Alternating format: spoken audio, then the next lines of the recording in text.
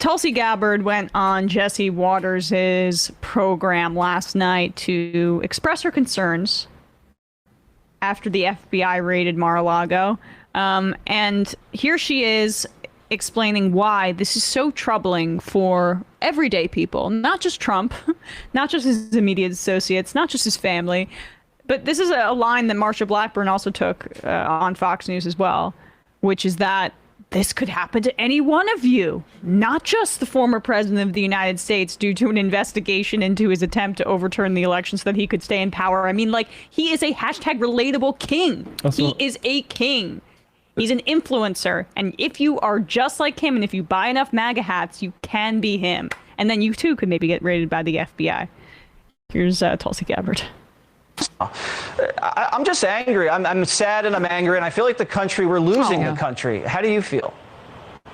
We are. Jesse, this is something that every American should be extremely concerned about, because this raid is just the latest serious escalation of this disturbing trend that we've seen of blatant abuse of power by those in power to not only protect their friends, but to target their political opponents, or frankly, anyone who dares to dissent or challenge or disagree or even question what this administration is doing. And there are a number of examples that we can point to, not only abuse of power within the Department of Justice, within the FBI, our law enforcement agencies, but also in the Department of Homeland Security and the IRS. You pointed to a few examples already.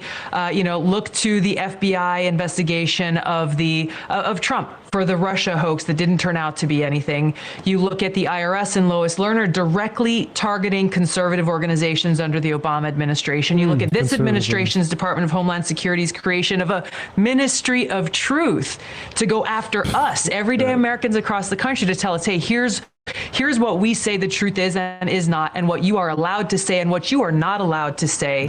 It's hard to imagine, given how blatant all this is, that this is happening in the United States of America. And that is what is so deeply concerning.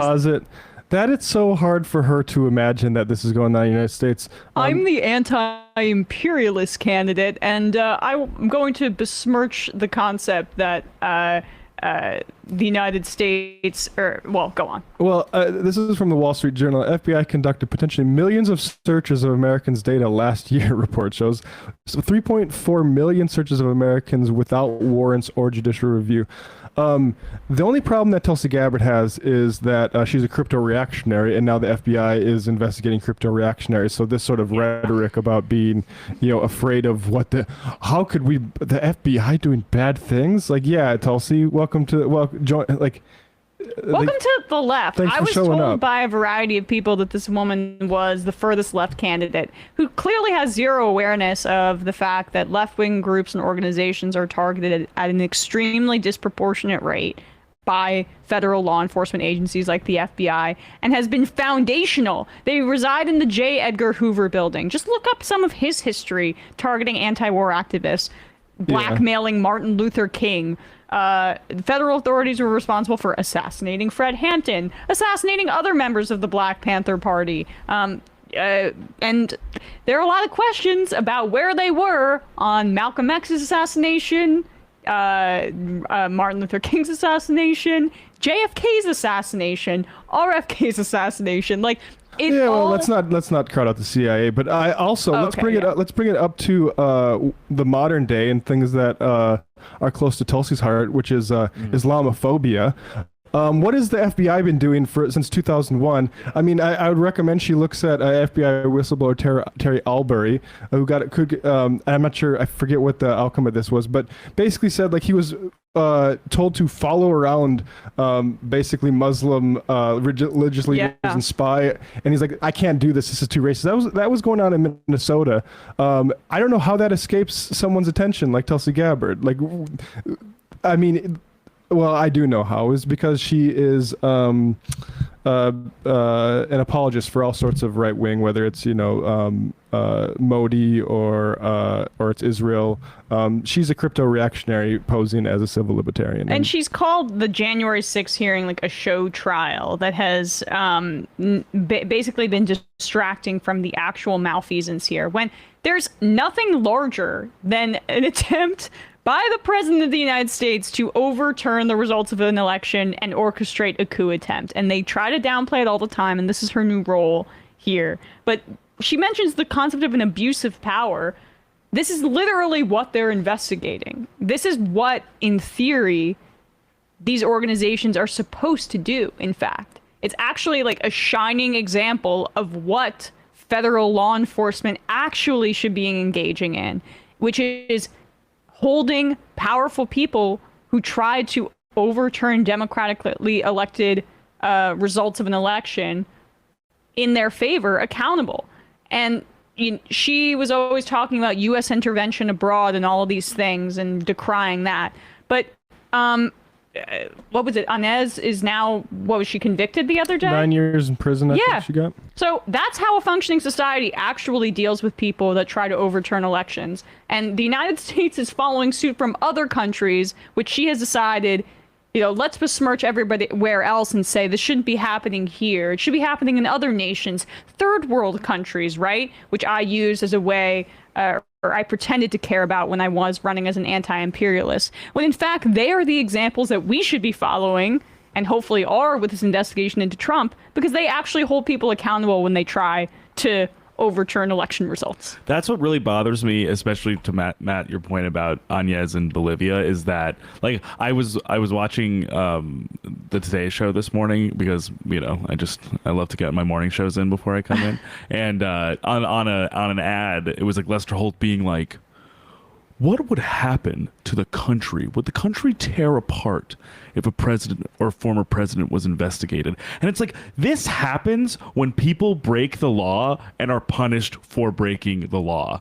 Like, I'm not like, this is not a vibes based thing. I'm not really concerned about the fabric of the country. Lester Holt / Andrew Yang. Yeah, I'm like, if he broke the law, I'm more worried about what the response to him being held accountable for breaking the law is, more than the fact of actually doing something about it so it maybe doesn't happen again. Like, we're so much more concerned, we're so preemptive and so back-footed in being like, we have to basically account for the response before we've even done anything. Like, no, like, do the thing first. Well, because frankly, if you do the thing and if you actually hold them accountable, then it might create a disincentive from that kind of reaction, because it shows, no, you are not above the law. It really is that simple. And I mean, I do think there should be some sensitivity to elections, and that's why I think it's good that this raid happened before Trump announced, and they're moving quickly on it, as opposed to what happened with Hillary Clinton, where frankly, if they would have just stormed Hillary's shit like months before the primary got heated up in like 2015, we could have saved ourselves a lot of problems. But instead, they kept their mouth shut, and then James Comey did some weird shit where he announced like, we're gonna have some weird questions. Here's a big document right before the election. Like that. Actually, that's the problem with playing politics. And yeah, that cat's out of the bag. Nobody. And yeah, like what's the this is gonna tear America apart. Yeah, it's tearing apart. Like it is. January 6th didn't tear it apart? January 6th was that not tearing it apart? The fallout, the holding people accountable for January 6th and the fallout of it, that's what's tearing the country apart.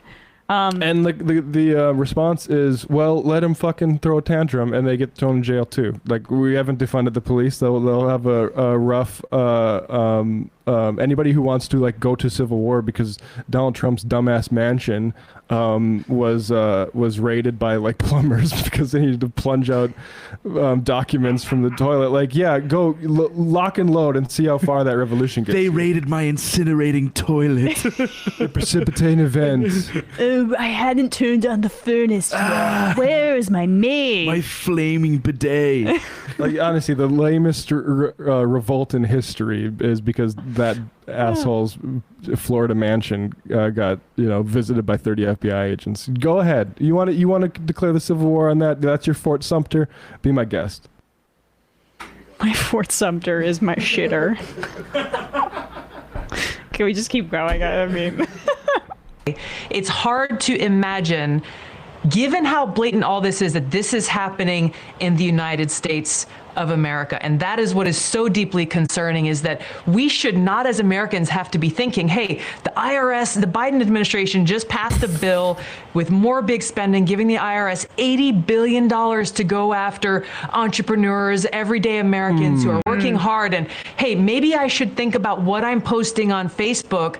And if I criticize the administration, does that make me a target for an audit by this IRS that'll now have thousands more IRS agents to go after everyday Americans? These kinds of things should not be running through our minds.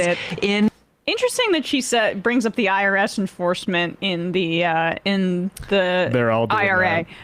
Crowder led off with that too yesterday. Interesting, and she kind of gave away what she actually is concerned about when she said entrepreneurs. That's a French word. Before. Entrepreneur is a French word for everyday American. Oh yeah. I mean, you guys self-identify as an entrepreneur, would you not? Yeah. It's the grind set. I mean, I legitimately am along with David Griscom, a small business owner, and I'll just say I do not think that even my level of business will be the main ones audited by these folks. I think it will be the extremely wealthy, which is the people who really need, like, at my level. Basically, I think, like, my understanding is we're audited by algorithm, right? Like, it's just frankly not worth the IRS's time to put individuals on certain things. The thing that they always say about, like, auditing conservative groups and stuff like that. Well, a lot of those conservative groups identify as tax deductible nonprofits that are supposed to be apolitical. Like PragerU was one of those things, right? So, frankly, there should be a certain amount of discipline instilled on what rich people are allowed to donate money to, and this would hurt the liberal philanthropic nonprofit thing too if you start looking at that. But to be honest, like, we know what the good philanthropy does, and that's really just to allow people to dodge taxes in a way that they sleep better with.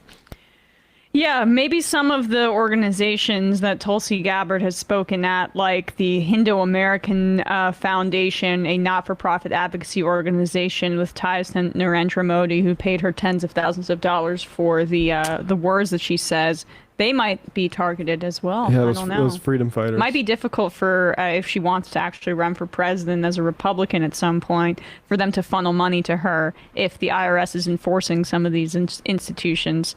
Yeah. It should be easy to enter into the bill of language. Like, these IRS agents don't go after people unless it's like $500,000 or up in revenue or something like that. It should be easy if we all agree that, going after everyday people is the big problem. Implicit in saying that is, well, it wouldn't be a bad thing if they went after the big fish who are tax dodging. So let's just make guidance for the IRS that's who we want you going after, and we can all be happy. A huge part of the entrepreneurial grind set is tax evasion. Oh, yeah. I mean, Central. 5 a.m., no excuses. Figure out how you're going to evade your taxes. Take your creatine, off to the gym. Time to make some cash. I don't think the IRS, even if they add this many officers, will possess the grind set that the entrepreneurs will have. She certainly is a grind set. I don't even think we need to hear any more from Tulsi. I do like the character of Instagram capitalist influencer grindset Tulsi, but maybe that's that just comes Tulsi. on another day. Yeah, that's just Tulsi Gabbard. That's her forward-facing cam videos on Twitter. I do love my yoga videos. Anytime, Sean. Anytime. I do, something that I thought of too is like the Joe the plumber could be a new character for Joe Biden, going after Trump's documents and toilets. Dark Joe Brandon the plumber. I was just spitballing.